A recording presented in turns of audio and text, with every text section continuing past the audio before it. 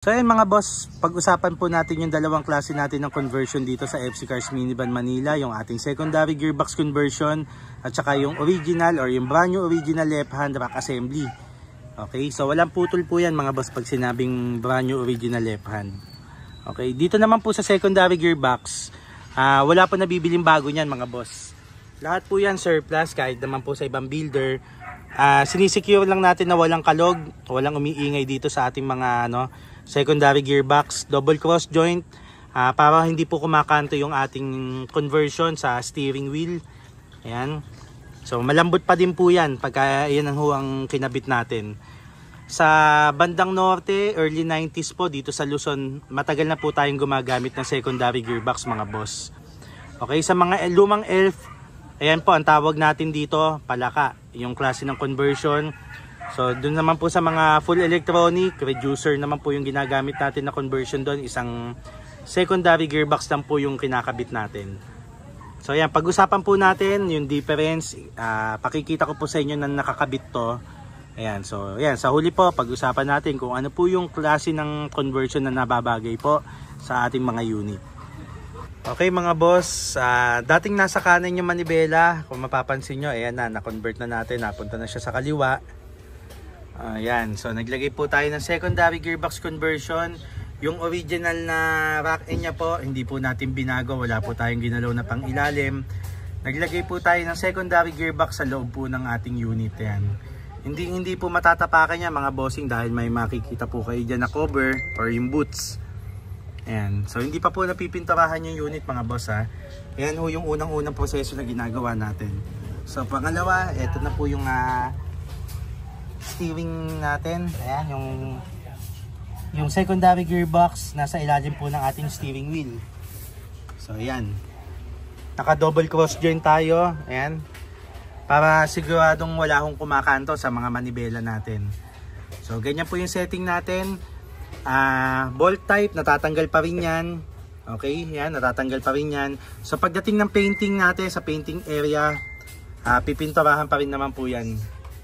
So ayan, nasa preparation pa lang naman tayo ng unit natin. Nauna talaga yung conversion. So ayan po.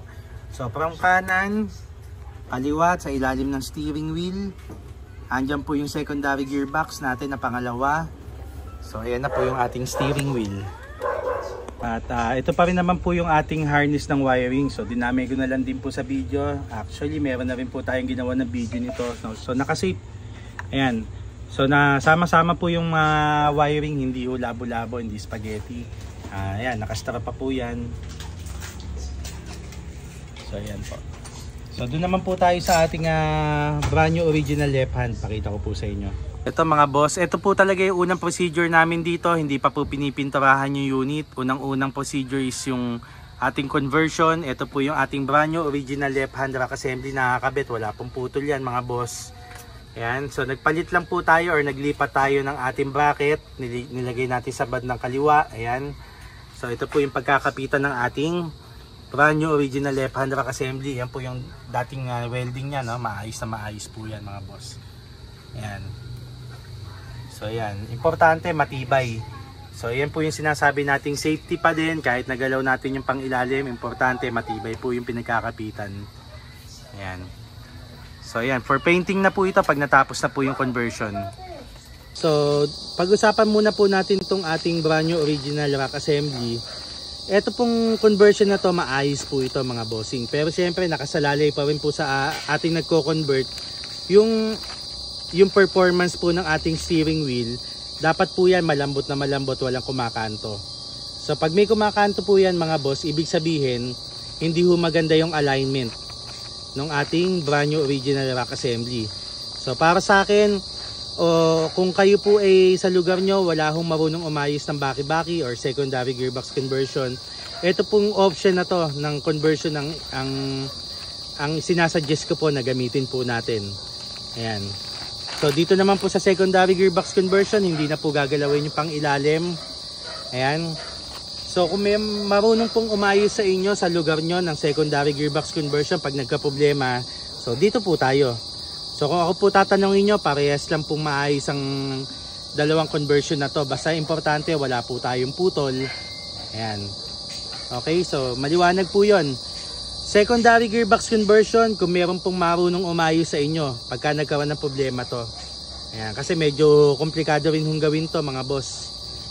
So dito naman, plug and play, may nabibili tayong brand new sa market.